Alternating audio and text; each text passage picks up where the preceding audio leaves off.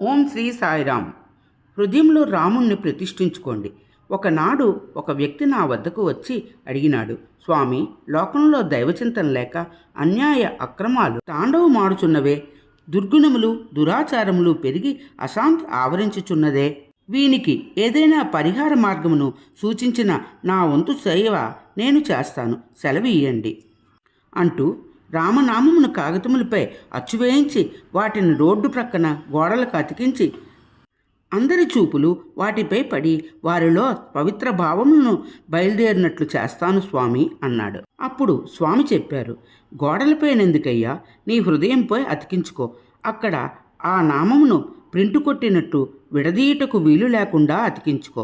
నీ హృదయంలో రాముణ్ణి ప్రతిష్ఠించుకున్నప్పుడు నీ గుణములన్నీ గమనించి నిన్ను అనుసరించి ఇతరులు బాగుపడుదురు.